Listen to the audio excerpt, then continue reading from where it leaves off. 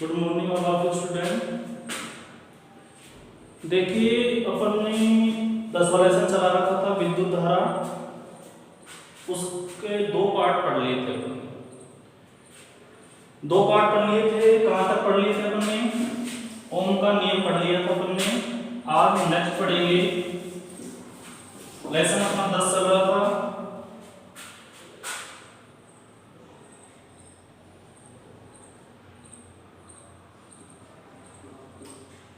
Lesson 10 विद्युत धारा।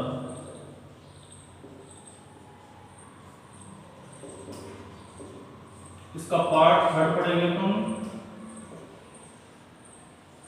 Part third.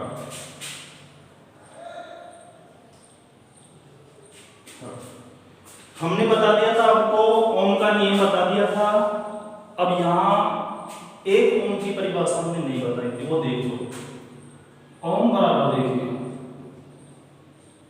ओम बराबर होता है, अब आपको पता होना चाहिए V बराबर क्या होता है, I R। यहां से हमने R निकाला था, तो बटे में क्या था तुम्हारा, एम्पियर बटे में वोल्ट।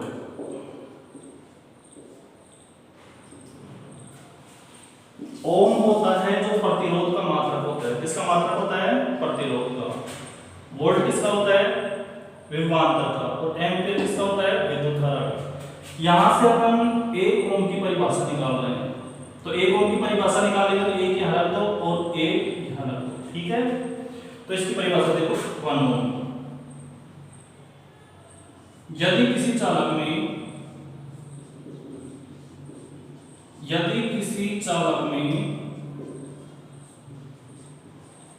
एक एम्पियर की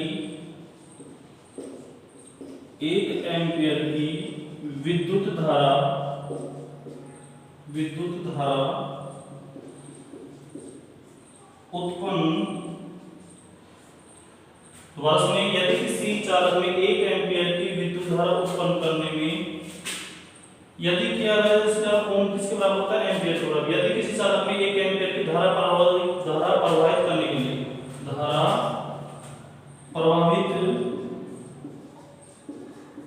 के लिए,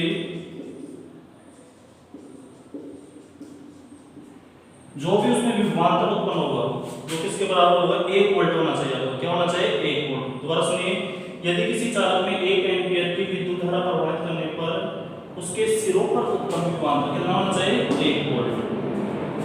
ध्यान रखना, उसके सिरों पर विभवांतर 1 वोल्ट हो तो किसके बराबर होगा? 1 ओम के बराबर होगा।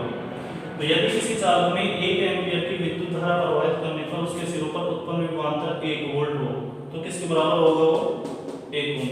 प्रवाहित करने के लिए उत्पन्न विभवांतर 1 वोल्ट हो तो 1 ओम कहलाता है। 1 ओम कहलाता है। ये 1 ओम की क्या हो गई? परिभाषा हो गई। नेक्स्ट देखिए,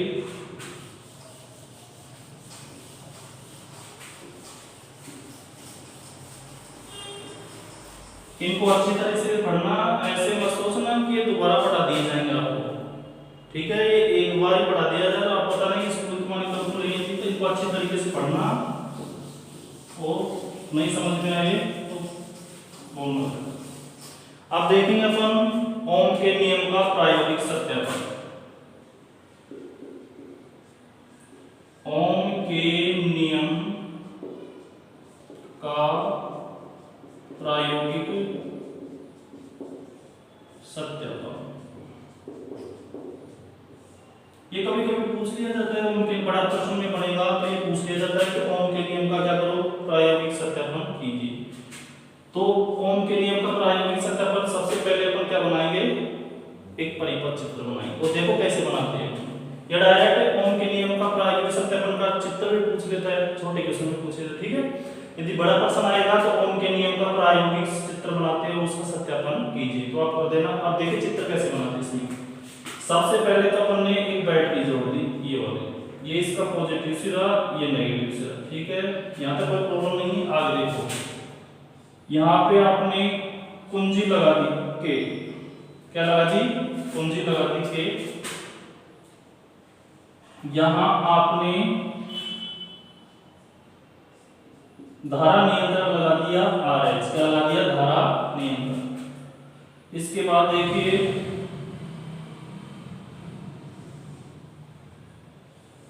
यहां अपन ने एमीटर लगा दिया, क्या लगा दिया, एमीटर, ये पॉजिटिव से ये नेगेटिव, ठीक है। यहां पर मैंने एक प्रतिरोधक तार लगा दिया PQ, ये कोई तार है, इसको नाम दे दिया मैंने P और इसको नाम दे दिया मैंने Q, ठीक है। प्रतिरोधक तार है और इस प्रतिरोधक तार से मैंने वोल्ट मीटर को जोड़ दिया, किससे जोड़ दिया, वोल्ट मीटर। दोबारा देखिए वोल्ट मीटर को मैंने नीचे जोड़ दिया, ये प्रतिरोधक तार है, लिख लेना।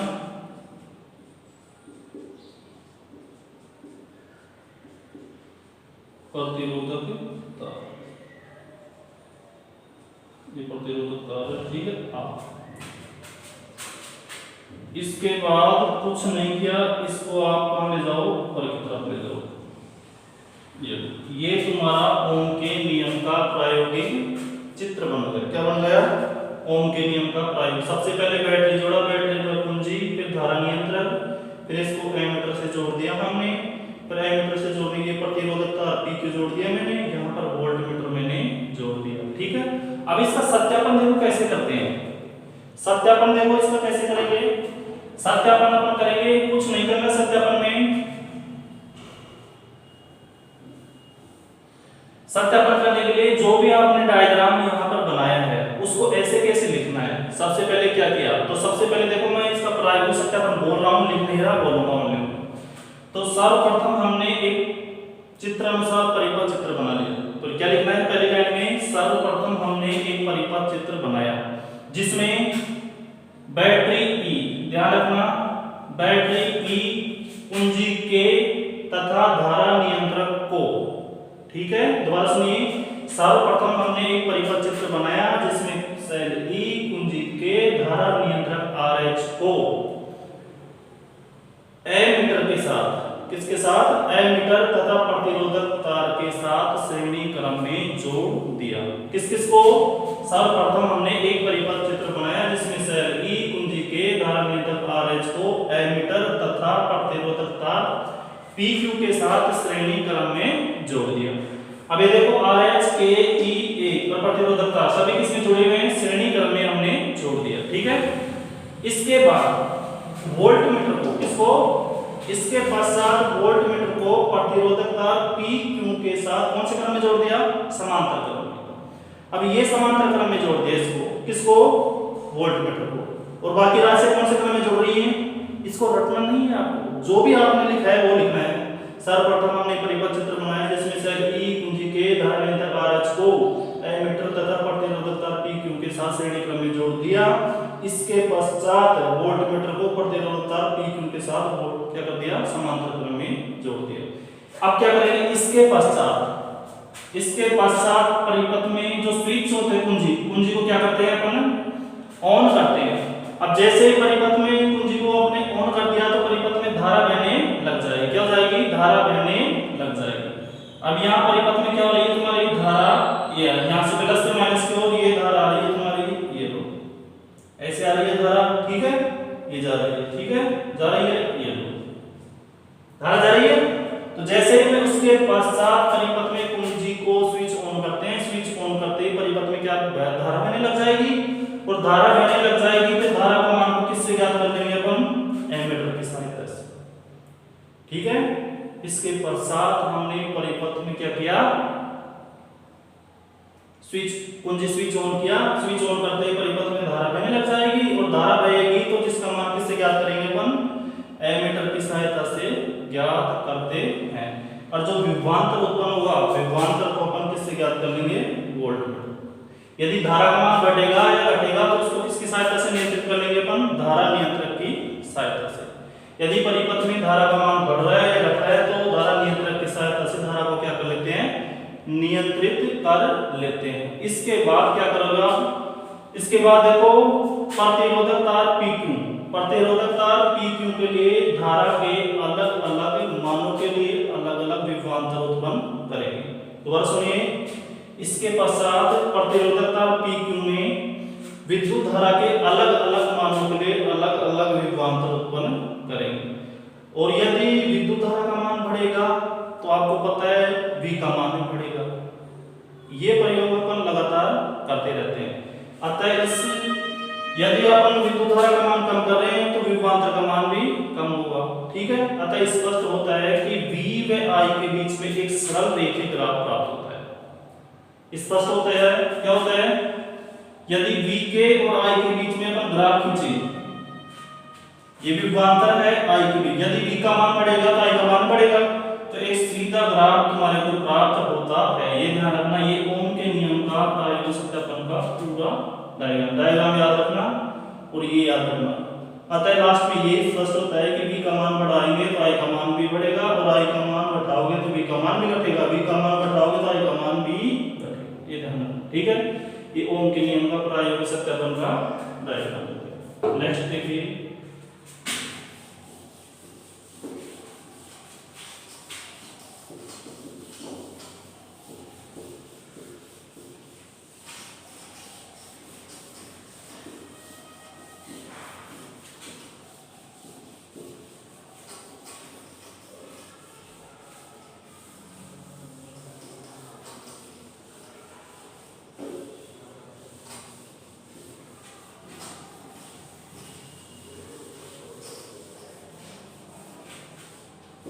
अब चलाएंगे अपन प्रतिरोध। क्या चलाएंगे? प्रतिरोध। स्पेशल पढ़ेंगे प्रतिरोध को।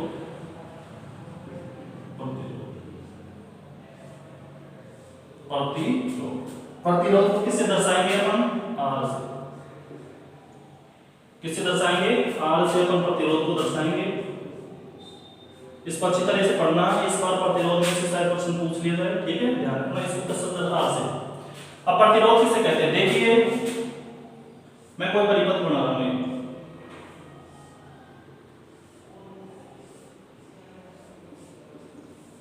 देखिए ये प्लस है, ये माइनस, यहां से विद्युत धारा तुम्हारी जाएगी। अब विद्युत धारा में क्या होता है? अब विद्युत धारा तुम्हारे को पता है I बराबर क्या होता है? Q/T। अब यहां से विद्युत धारा जाएगी तो आवेश, अब आवेश किसके बराबर होता है? इलेक्ट्रॉनों की संख्या। विद्युत धारा में क्या होती है? इलेक्ट्रॉनों की संख्या जाती है।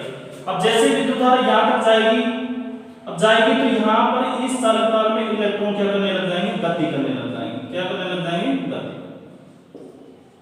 ये चालक है, ये इलेक्ट्रॉन यहां से क्या करेंगे? गति करेंगे। तो इसकी परिभाषा क्या है? किसी चालक में इलेक्ट्रॉनों की गति, यहां पर देखो इलेक्ट्रॉन क्या करेंगे? जैसे इसमें चल जाएंगे तो इलेक्ट्रॉन आपस में क्या करेंगे? गति करेंगे। ये इलेक्ट्रॉन इधर गति करेगा, ये इधर करेगा, ये इधर करेगा, आपस में इसमें क्या होती है? गति होती है। अब यहाँ पर जो इलेक्ट्रॉनों की गति होगी तो यहाँ पर इलेक्ट्रॉनों की गति में विद्युत धारा का मान बाधित होगा। जैसे टकराएंगे आपस में, यहाँ पे यहाँ से आ रहा है एक, यहाँ से, यहाँ पर विद्युत धारा का मान क्या हो जाएगा? बाधित। अब बाधित यानी रुकावट उत्पन्न हो गई तो विद्युत धारा का मान बाधित होना है किसके बराबर होता है? वो प्रतिरोध कहलाता। ठीक है, किसी चालक में, देखो परिभाषा, किसी चालक में इलेक्ट्रॉनों की, किसी चालक में इलेक्ट्रॉनों की गति के कारण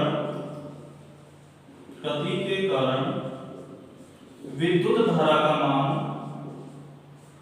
विद्युत धारा का मान बाधित होना, विद्युत धारा का मान बाधित होना ही प्रतिरोध कहलाता है। प्रतिरोध कहलाता है। ठीक है, देखिए यहां पर जैसे विद्युत धारा जाएगी तो इस चालक में इलेक्ट्रॉन क्या करेंगे? गति करेंगे। अब गति करेंगे तो गति ऐसे भी कर सकते हैं, ऐसे भी कर सकते हैं। जैसे आमने सामने से जब गति होगी तो आपको पता है, जब एक इलेक्ट्रॉन की गति इधर से हो गई, एक इलेक्ट्रॉन की गति इधर से हो गई, तो जैसे ही टकराएंगे इलेक्ट्रॉन, यहाँ से टकराएंगे तो विद्युत धारा का मान क्या होगा? यहाँ से बाधित हो जाएगा। जब विद्युत धारा का मान बाधित होता है वही क्या कहलाता है? प्रतिरोध कहलाता है। ठीक है, यहां तक समझ में आ गया? नेक्स्ट देखिए, ठीक है। अब देखेंगे अपन प्रतिरोध को कौन कौन से कारक प्रभावित करते हैं। बहुत इंपॉर्टेंट है ये प्रतिरोध, ध्यान रखना, अच्छी तरीके से इसको पढ़ना। और मैं फिर बार बार दोहरा रहा हूँ, इसको अच्छी तरीके से पढ़ना। यदि तुम्हारे पास पुराने नोट्स हो, ये एक बार ही पढ़ाएंगे, तुम्हारे को दोबारा नहीं पढ़ाएंगे, ध्यान रखना, बार बार कह रहा हूँ आपको अच्छी तरीके से पढ़ना। अब अगला पॉइंट है प्रतिरोध को प्रभावित करने वाला, प्रतिरोध को प्रभावित करने वाले कारक। प्रतिरोध को प्रभावित करने वाले कारक कौन कौन से हैं? पहला देखते हैं अपन चालक तार की लंबाई। चालक तार की लंबाई, लंबाई को किससे दर्शाएंगे? L से। तो ध्यान रखना पहला पॉइंट क्या है, चालक तार की लंबाई, यानी प्रतिरोध को प्रभावित करने वाले कारक कौन कौन से हैं वो देखिए। पहला है चालक तार की लंबाई। तो हम कह सकते हैं चालक तार की लंबाई प्रतिरोध की क्या होगी? समानुपाती होगी। यानी प्रतिरोध चालक तार को क्या करेगा? प्रभावित करेगा। अपन अभी बताएंगे, ध्यान रखना, चालक तार की लंबाई यानी चालक का प्रतिरोध, चालक का प्रतिरोध लंबाई के समानुपाती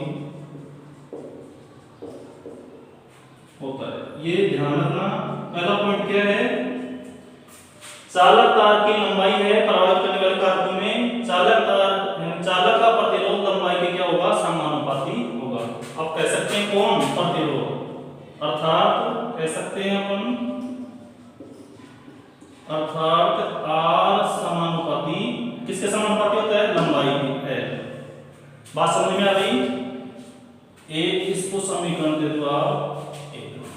यदि यहां से देखें या यहां से प्रतिरोध का मान बड़ा हो गया तो लंबाई का मान भी बढ़ेगा। ये ध्यान रखना, यहां से ये समानुपाती है। यहां से यदि प्रतिरोध का मान बढ़ा रहे तो लंबाई का मान भी बढ़ेगा, ठीक है। और इसका घटा रहे प्रतिरोध का मान तो इसका मान भी क्या होगा? घटेगा। ध्यान रखना। यदि मैं देखिए यहीं से, यदि मैं प्रतिरोध R तथा L के बीच में ग्राफ खींचूं तो कैसा ग्राफ प्राप्त होगा? देखिए यदि प्रतिरोध का मान बढ़ा रहा हूं तो इसका मान भी बढ़ेगा। तो ध्यान रखना, एक सीधी रेखा प्राप्त होती है, सरल रेखीय ग्राफ प्राप्त होता है प्रतिरोध के और लंबाई के बीच में। ध्यान रखना। नेक्स्ट देखिए दूसरा है, इसको नंबर 1 दे दिया तुमने, चालक तार की मोटाई या अनुप्रस्थ काट क्षेत्रफल। चालक का अनुप्रस्थ काट क्षेत्रफल, अनुप्रस्थ काट क्षेत्रफल, या इसको मोटाई बोलते हैं, इसको दर्शाते हैं A से। दूसरा ये कारक है, दूसरा कारक क्या है? अनुप्रस्थ काट क्षेत्रफल। क्या है? अनुप्रस्थ काट क्षेत्रफल। तो इसमें क्या है?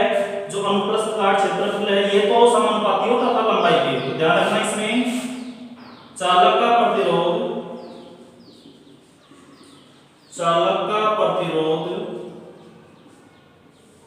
अनुप्रस्थ काट क्षेत्रफल, अनुप्रस्थ काट क्षेत्रफल, अनुप्रस्थ काट क्षेत्रफल के व्युत्क्रमानुपाती होता है। व्युत्क्रमानुपाती होता है, ठीक है। दोबारा सुनिए, चालक का प्रतिरोध अनुप्रस्थ काट क्षेत्रफल के व्युत्क्रमानुपाती होता है। यदि आप देखिए, यदि नोट्स बनाना चाहते हो तो इनके नोट्स बना लेना, या 10वें लेसन में बनाना, ध्यान रखना। उस लेसन में मैंने तुम्हारे को कुछ पॉइंट छोड़े हैं कार्बन वाले में, ठीक है। यदि बनाना चाहते हो तो यहाँ से बना लेना, बना ही लेना, दोबारा नहीं पढ़ा जाएगा तुम्हारे को, ठीक है। ये ध्यान रखना। तो 10वें लेसन से आप बना लेना, उसका मैं बाद में आपको पूरा भेज दूंगा, ठीक है। ध्यान रखना, चालक का प्रतिरोध अनुप्रस्थ काट क्षेत्रफल के व्युत्क्रमानुपाती होता है। अर्थात कह सकते हैं अपन, अर्थात R is directly proportional to 1/A। यानी क्षेत्रफल क्या है, व्युत्क्रमानुपाती। व्युत्क्रम का होता है बटे में राशि, क्षेत्रफल हमेशा व्युत्क्रमानुपाती होता है और लंबाई हमेशा समानुपाती होता है। इसको दे दो समीकरण 2। ये दोबारा से सुनिए, चालक का प्रतिरोध अनुप्रस्थ काट क्षेत्रफल के व्युत्क्रमानुपाती होता है। व्युत्क्रमानुपाती का मतलब होता है बटे में, यानी क्षेत्रफल क्या होता है, बटे में होता है। यहां से देखिए, यदि प्रतिरोध का मान बढ़ाओगे तो क्षेत्रफल बढ़ेगा या घटेगा? यदि प्रतिरोध का मान बढ़ा रहे हैं तो क्षेत्रफल घटेगा, ध्यान रखना, बटे में है राशि। और यदि प्रतिरोध का मान आप घटा रहे हो, क्या कर रहे हो, घटा रहे हो, तो इसका मान बढ़ेगा। ध्यान रखना, उल्टा होता है इसमें, इसका उल्टा होता है। यदि क्षेत्रफल का मान बढ़ा रहे हो आप तो प्रतिरोध का मान घटेगा। ठीक है, ये ध्यान रखना, थोड़ा सा इंपॉर्टेंट पॉइंट है। यदि प्रतिरोध का मान बढ़ा रहे तो क्षेत्रफल घटेगा, यदि घटा रहे तो बढ़ेगा। बात समझ आ गई? अब आगे देखिए, इसको समीकरण दे दो 2, इसको समीकरण दे दो 2। ठीक है, आगे देखिए,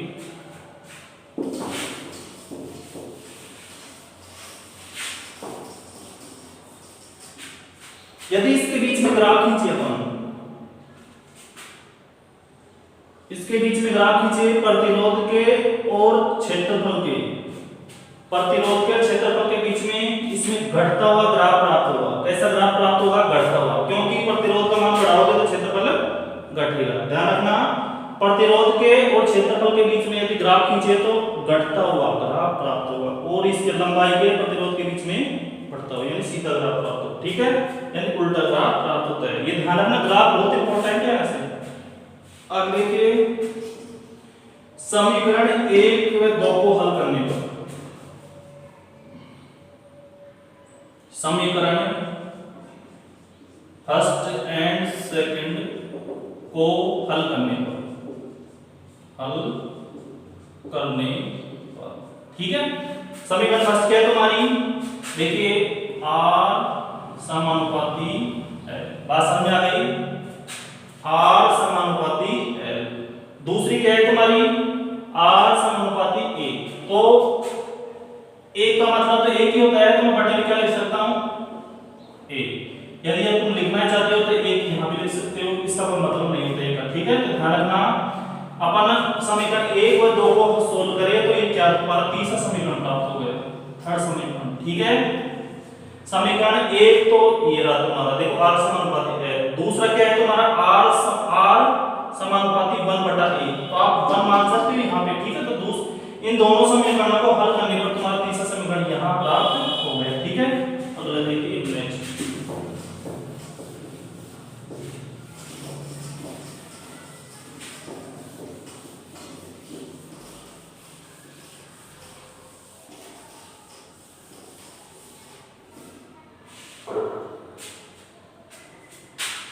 यहां से इस समानुपाती चिन्ह को आप हटाएंगे। ठीक है, यहां से इस समानुपाती चिन्ह को हटा देंगे। देखिए, R ऐसे कैसे यहां पर समानुपाती चिन्ह को हटा रहे हैं तो यहां पर एक नियतांक लग जाएगा, इसको बोला जाता है रो। क्या बोला जाता है? रो। ध्यान रखना, और L तुम्हारा ऐसे कैसे रहेगा और बटे में तुम्हारा A ऐसे कैसे रहेगा। यहां पर रो क्या है? रो देखिए, यहां यह एक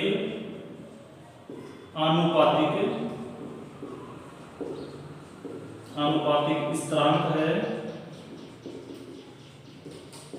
जिसे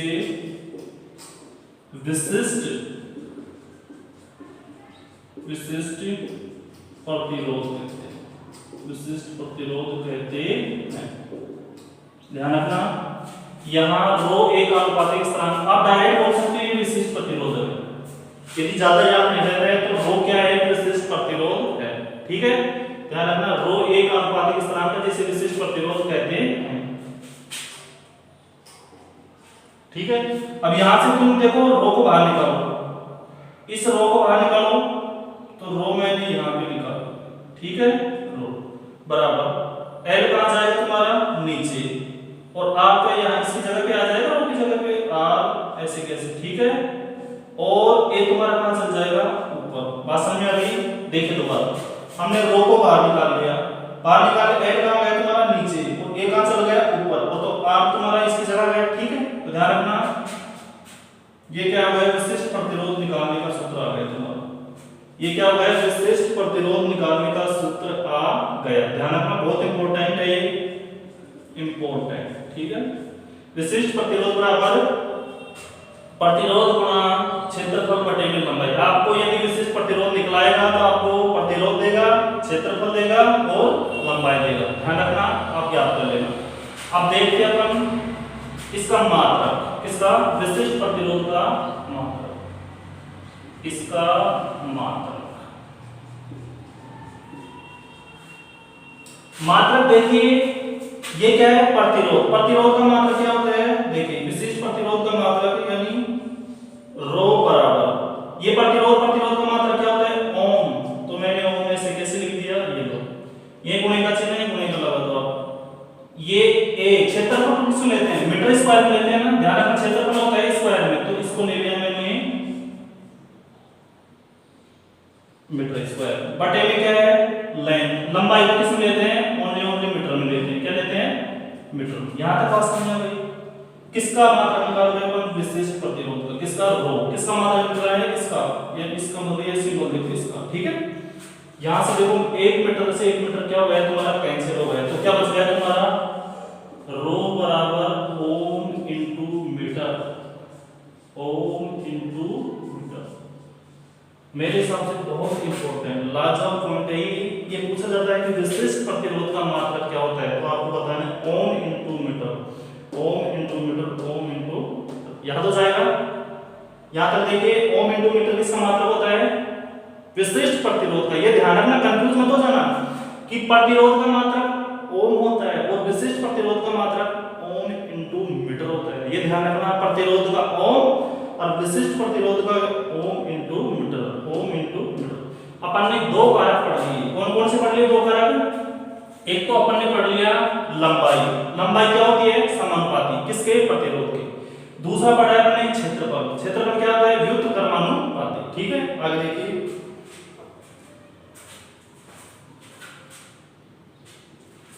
नेक्स्ट देखिए अपन पढ़ेंगे अभी इसकी परिभाषा पढ़ लेते हैं।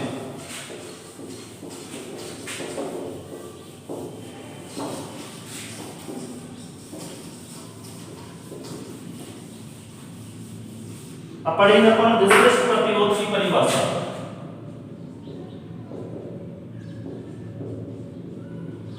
विशिष्ट प्रतिरोध, विशिष्ट प्रतिरोध की परिभाषा, ठीक है। अब देखिए विशिष्ट प्रतिरोध की परिभाषा कैसे निकालेंगे इसको।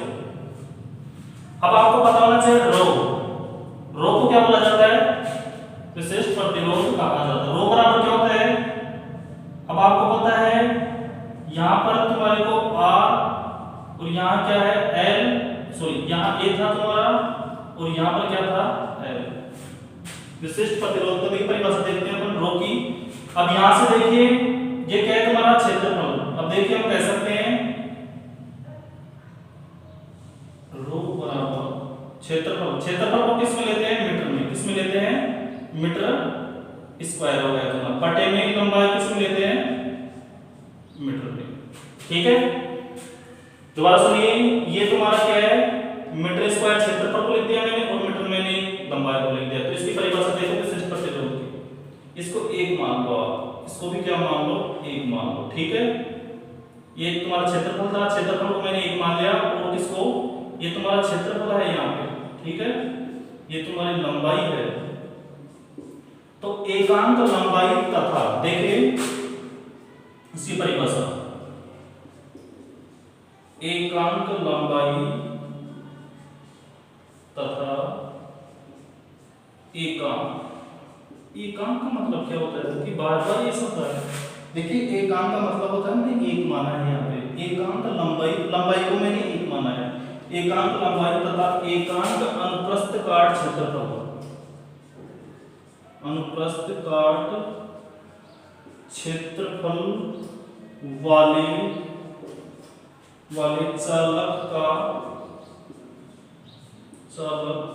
प्रतिरोध एकांक लंबाई तथा एकांक क्षेत्रफल चालक वाले तार का प्रतिरोध, चालक का प्रतिरोध ही क्या कहलाएगा तुम्हारा? विशिष्ट प्रतिरोध कहलाएगा। क्या कहलाएगा? विशिष्ट प्रतिरोध कहलाता है। ठीक है, दोबारा सुनिए। एकांक लंबाई तथा एकांक अनुप्रस्थ काट क्षेत्रफल वाले चालक का प्रतिरोध ही विशिष्ट प्रतिरोध कहलाता है। ठीक है, बात समझ में आ गई? ठीक है, यहाँ तक समझ में आए तो अब देखिए अपन आगे का क्वेश्चन नेक्स्ट वीडियो में पढ़ेंगे। ठीक है, धन्यवाद।